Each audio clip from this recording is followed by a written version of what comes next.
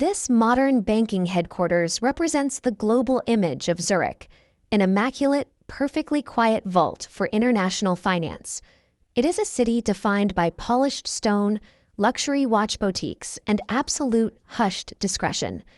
But if we drop you back into the autumn of 1926, the thick air instantly hits your throat.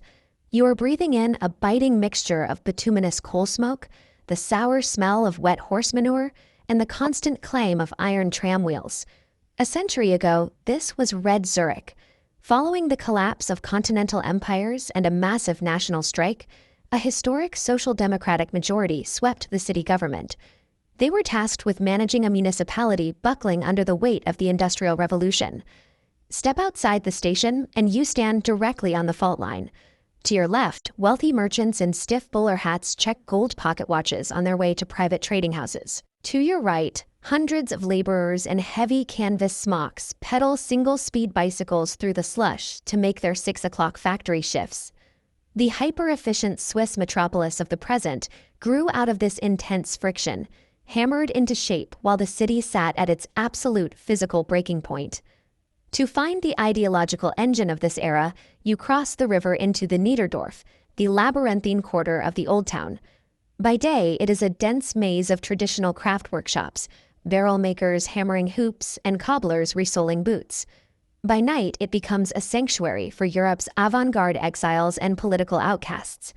These chaotic collage posters mark the spot where the Dadaist movement launched at the Cabaret Voltaire.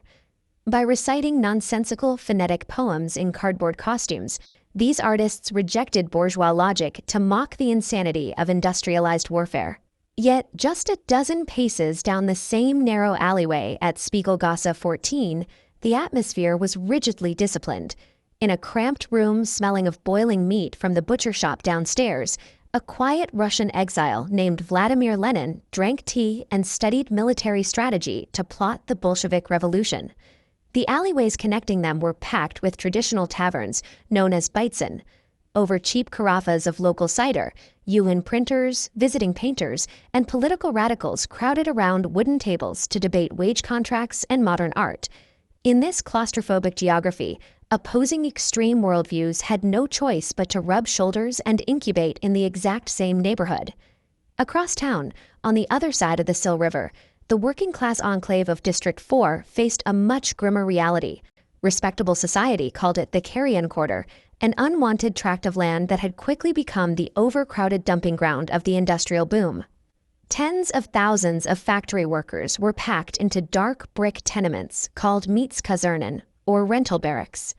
Entire families lived in damp, soot-filled rooms, relying on a single shared cold water tap on the stair landing, creating conditions where tuberculosis ran rampant among children. Faced with a public health collapse, the city administration partnered with trade unions to launch a massive intervention under the banner of light, air, and sun. They stopped leaving housing to private speculators and began constructing expansive public cooperatives. Looking at these new modernist estates, you can see how they replaced narrow alleyways with deep central gardens. These residential blocks were designed to ensure every single apartment had constant cross-ventilation and direct exposure to daily sunlight. Planners integrated shared municipal bathhouses and communal laundry facilities directly into the designs. Outfitted with heavy steam boilers and mechanical centrifuges, these spaces physically relieved working-class women from the brutal physical labor of traditional hand-washing. These expansive blocks functioned as engineered lifelines, constructed explicitly to ensure the physical survival of an essential workforce. That workforce was required just north across the railway tracks in District 5, the soot-blackened heavy manufacturing zone that served as the true economic engine of the city. Inside the sprawling brick sheds of the Escher-Weiss complex, metal workers and machinists built immense water turbines and steam engines amid the roar of mechanical lathes and the intense heat of poured molten iron. Daily life here followed an unforgiving rhythm.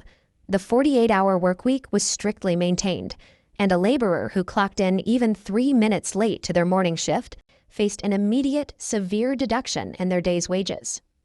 This massive structure is the Volkshaus on Helvetiaplatz, which served as the central nervous system for these workers outside the factory gates. It housed union offices, meeting halls, and a cafeteria where laborers could eat hot meals and debate wage contracts in a secular environment. This combination of factory floor discipline and union solidarity provided the heavy structural foundation of the Swiss economy. For all the grueling shifts and coal smog, the city possessed a joyful escape valve. On Sundays, when the massive gears stopped turning, tens of thousands of residents migrated down to the shores of Lake Zurich. In this archival image of the lakefront, you can see the public bathing culture, known as body culture, in full swing. It operated under strictly enforced codes. Men and women swam in segregated river bathhouses, wearing heavy woolen swimsuits that could weigh 5 kilograms when saturated. But on the majestic wooden decks of the lakefront at Uruguay, class distinctions briefly dissolved under the sun.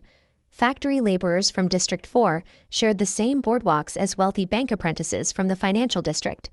These physical franc coins represent a municipal code of financial discipline. Ordinary workers stored their cash in small cooperative savings banks, tracking every single centime spent on potatoes or coal in meticulously handwritten household ledgers.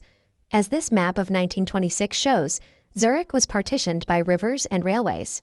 The wealthy rarely passed the industrial tracts, and workers never visited the eastern bank. Yet these exact boundaries created the framework for today's expansive tram network and modern housing grids. The immaculate, world-renowned Zurich of today stands as the direct, enduring inheritance of the laborers, planners, and visionaries who fought for every inch of space in 1926.